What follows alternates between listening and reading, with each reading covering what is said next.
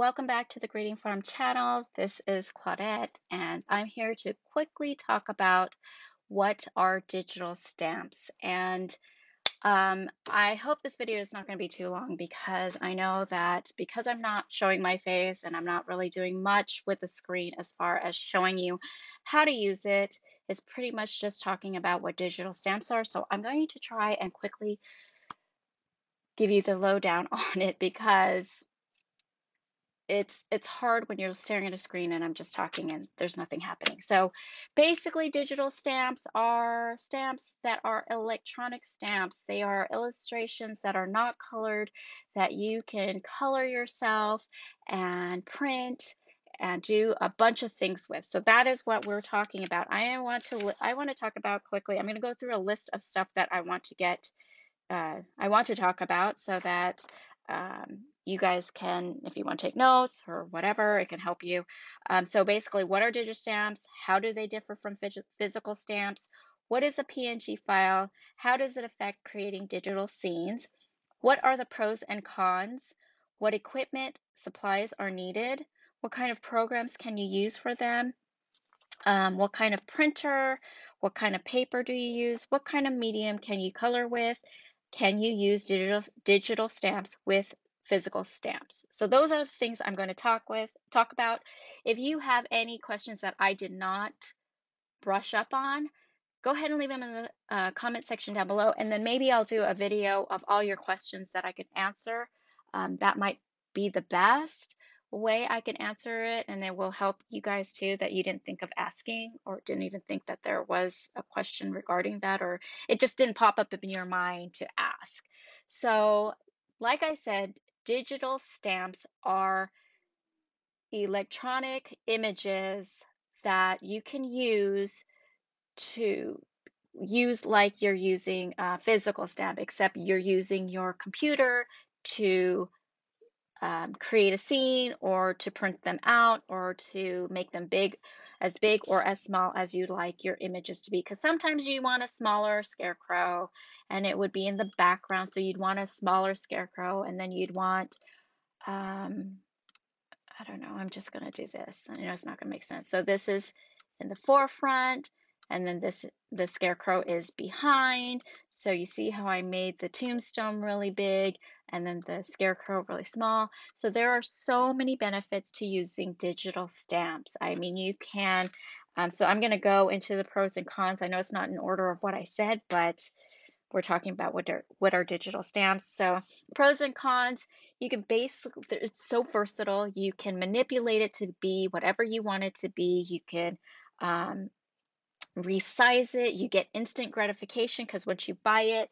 you should be sent a link within a few minutes of payment, and it will be sent to your inbox to download the image. Layering, you can mix and match.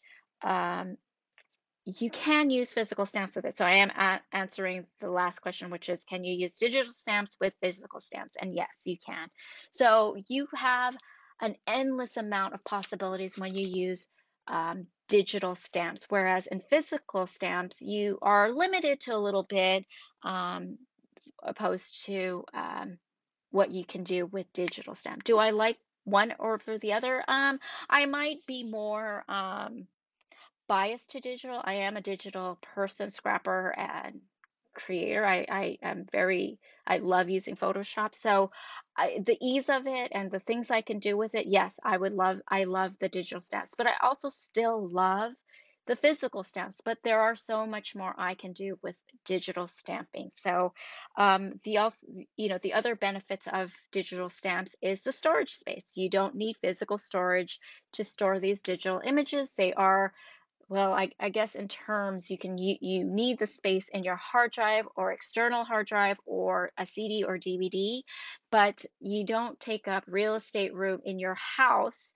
when you store all your stamps, because I have tons of stamps, and I have a whole craft room full of them, and I'm purging some of my stamps. So yeah, I do need the room. That is a pro to digital stamps opposed to physical stamps.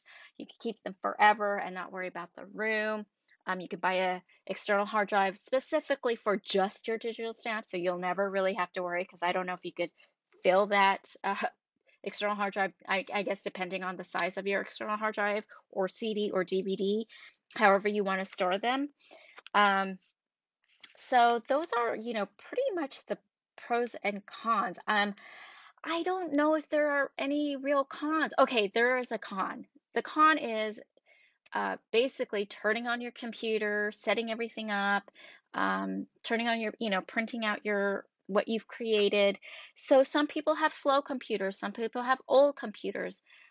So those would be the cons to that. But you have pretty much everybody has all these things already. So it's not going to be a big con to having digital stamps, but I could see where you want to just, use your hands a lot and do it the traditional way, and you don't want to go through turning on your computer, booting it up, and then, turning on your printer and printing, setting everything up.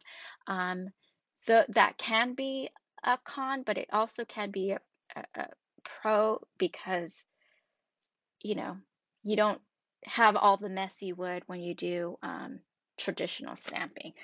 So, but really, I don't see any other con with digital stamping besides that. So, the next thing I want to talk about is, what is a PNG file? How does it affect creating digital scenes? So essentially, these files that I open are PNG. Now, what does PNG stand for? Portable Network Graphics. The other file you would be very familiar with, more familiar with than PNG files, would be the JPEG files, which is JPG or JPEG extensions, which stands for Joint Photographic Expert Group. Everybody's familiar with JPEGs. That's what your pictures are normally saved as. PNG, for me, I normally see it more on the graphic arts side than I do, like, let's say I'm just opening a JPEG file of my pictures.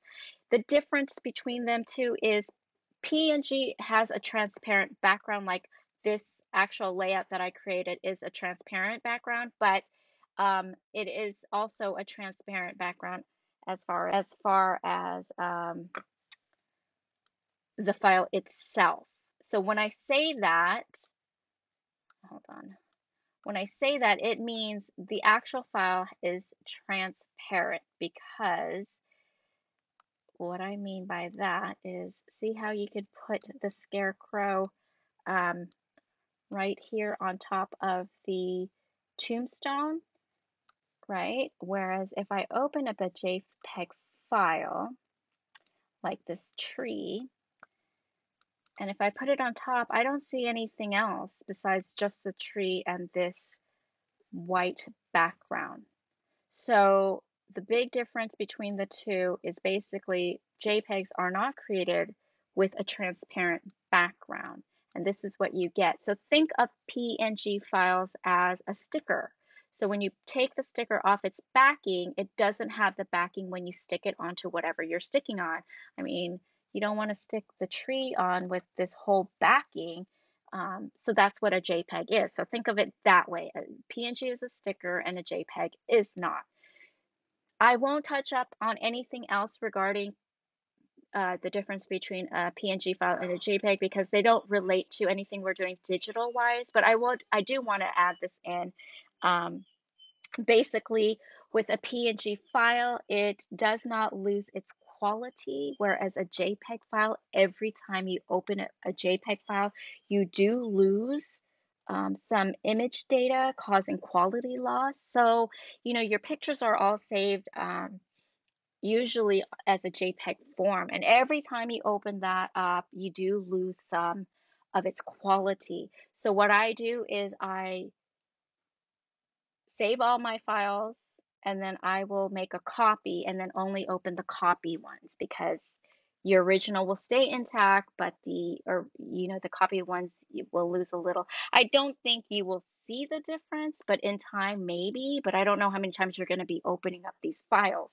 But just keep that in mind. JPEGs, you do lose the quality the more times you open up the actual file, whereas PNG will always have a higher quality because it's the lossless compression algorithm where it has, whereas JPEG has loosely compression algorithm. I know that's just too technical for you, but so just basically think JPEG, you lose quality every time you open it. PNG will not lose any quality.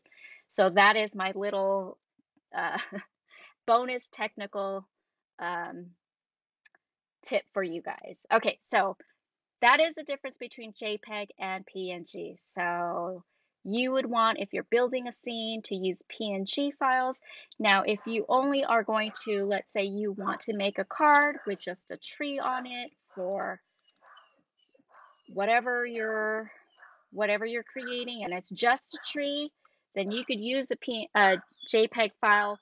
This is going to print out all white background unless you change the color of this right here, this transparent thing. But for the most part, if you leave it like this, it is going to print out white with the tree, and then you can color it. So that is what you can use as far as when it comes to JPEG stamps. If whoever you buy it from saved it as a JPEG, that's how you can use it. But if it's for creating scenes, you definitely want a PNG file. So I hope that explains the difference between PNG and JPEG. Okay, and then I did talk about what the pros and cons were, what equipment and supplies you needed. Again, you need a computer, a printer, some sort of photo editing software.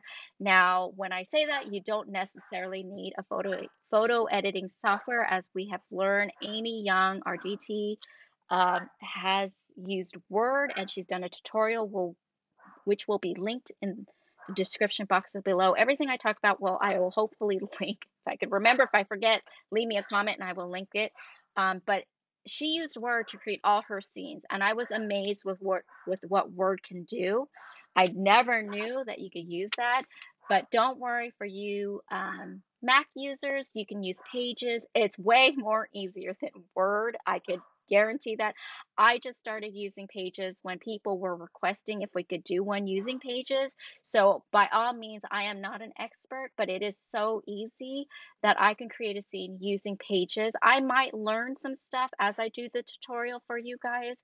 So you're going to see me be surprised at some of the stuff I do that I didn't know you could do with Pages, but that tutorial will be coming up as well. I have a long list. If you have any suggestions as far as digital stamps and what you'd want to see, go ahead and leave me a comment down below saying what you need to see, and I will add that to my list. Also, I do apologize for my dogs barking. There's no way I could stop it. The windows are closed, the blinds are closed, they're still barking. So I'm just gonna roll with it because I want to get this video done. So yeah, essentially you can use Pages and Word, whichever ones you have. If you want to go into more of photo editing software, you can use Adobe Photoshop or Adobe Photoshop Elements. Let me just say, if the sole purpose of you using either one of the two is to just do scenes, I would highly recommend the Photoshop Elements because it's cheaper. You pay one time for the software, you purchase it, you download the software, and then you install it on your computer. Whereas Photoshop, the full suite, you have to pay for it either monthly or annually based on if you want to just pay. I don't know. I have the full suite, so mine is a little bit on the higher end. I don't want to pay the annual price because that's really expensive, so I just pay monthly. So you could, if you want to do a really advanced graphic editing software, then Photoshop is the way. But if you're new, you just want to use it for this and you don't want to use Pages or Word, then do Elements, which has a lot of our presets, really user-friendly and easy. There are also editing softwares that are free out there on the web. I don't personally know any of them. I do know a lot of people use other free editing softwares that they download from the web or they can use off on the internet that you don't need to download. So if you are one of those who do use it, please leave a comment down below letting your fellow crafters know what you use so that they can see other softwares that they can use and might like better than the ones I've mentioned. But yeah, those are the things you need as far as equipment for digital stamping.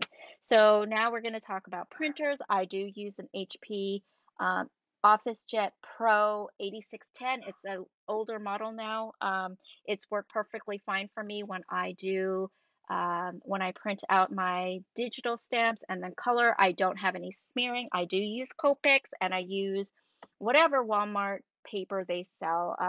I'm not too picky. I mean, I'm sure there's better ones, but for the purpose of what I need it for, I just go ahead and buy the cardstock from Walmart. Sometimes I do believe they do sell Nino Bright White at Sam's and Walmart, and I just get those. It works perfectly fine. I do hear Copic Express is such a smooth, when you color, it's just so smooth to color on. I don't know because I have yet to try it. I don't know how it works in printers, but I do hear it works fine. Um, I hear that laser printers are the go-to. I find that laser printer ink is expensive. I do have a laser printer that's colored. It does also print, obviously, black and white, but the ink is too expensive, and my inkjet is perfectly fine. Some people don't agree. Their inkjet might not. It's like if two people buy a car, one person has a lemon and the other one has a perfectly fine car. So it's just unfortunately not everything. You'd like everything to work the same, brand new, out of the box. It works perfectly fine. But there are some people who maybe their printer produces more ink and it hasn't saturated your paper, and so it will smear, or because it's so saturated. I'm sorry. Let me word that again. When it prints, the ink hasn't absorbed your paper and it's still wet, so that when you color it will smear. Like I said, I have not had that issue, but I do hear there are some people who have that issue. So what the solutions for that is either let it dry overnight or hit it with a heat gun and dry it that way. And then I hear that everything's okay. But if you're looking for a new printer, then you could do a laser printer, or I would basically, my advice is to use what you have first and test it out those different ways that I've mentioned earlier. And then if worse comes worse and none of it works, then you get yourself a new printer if you want to get, if you're itching to get a new printer. So that is that with the printers. Um, what kind of paper do you use? Like I said, I just basically use whatever Walmart sells, the cardstock. I don't do a light one. I try to find their heaviest ones. I don't know off the top of my head. I will link what I use down below. What mediums can you use as far as coloring? You can use the same things you use with your physical. You could use Copics, Spectrum Noir, color pencils, markers, whatever you normally use to color your physical stamps with. You can even paper piece using your photo editing software. I'm not sure if you can use that with Word or Pages. I'm going to have to look into it. Those videos will be a more intermediate or advanced tutorial I'll do later down the line. But for now, you can paper piece in digital, and um, I suppose you can paper piece using not having to do it digitally. So basically, you could print this out and then print it on a uh, designer paper and then cut it out. So yeah, you can. That's the beauty of digital stamping. You can do so many things, guys. I mean, I can go on and on, but we don't want to. We want this video short and sweet, and I don't even know how long I've been talking for. So essentially, you can do so many things. I hope I was able to quickly talk about what digital stamps are and the many different ways and equipments you need. So yeah, if you have any questions, maybe I'll do this. If I get a lot of questions, if I just briefly touched upon it and you need more of an explanation, leave me all your questions down below and I might do another video of it. I know there wasn't a lot going on in the screen. I didn't want to show my face because who would want to see that? But I hope this video was beneficial for you guys, and I did answer a lot, or I introduced you to a lot of things that you did not know about digital stamping and using it and the many different ways you can use it. Stay tuned for my tutorials and whatever else you guys have. I have a long list of videos I need to make uh, when it comes to digital stamping. All right, everyone, my husband keeps calling, so I'm gonna leave you at that, and have a great day, everyone. Take care. Bye. Guys, okay, I noticed on my video I forgot one very important information you need, especially for those who are new to digital stampings or even getting any digital files as far as like crafting wise. I forgot to show you how to unzip these files or how to obtain it, or the steps to get your digital files. So this is also going to be primarily through the Greeting Farm, as I don't know how other companies do it, but so basically once you make your purchase, you go to the email. You're going to get 2 emails: an order confirmation, thank you for your purchase, and then you get the download email with the link. So once you get this email, go ahead and click on this link, and then this is what comes up, and go ahead and hit download now, and then save to wherever it is you want to save your files to. I like to save mine under the Greeting Farm digital stamps. So I go hit OK, and then here it is. So once you get it, it's on a zip extension. It's a zip file basically. And this, keep in mind, this is Mac. I'm using a Mac to do this. I am not 100% sure how Windows do it, but I believe it might be the same. I have not used a Windows-based computer in so long, and when I did, I had to download a third-party software to unzip these files, but I don't think that's the case now. I mean, when I say long time, it was a really long time, so it's not just like 2-3 years ago. It's a long time. So basically what you do is double click this and it unzipped it for you.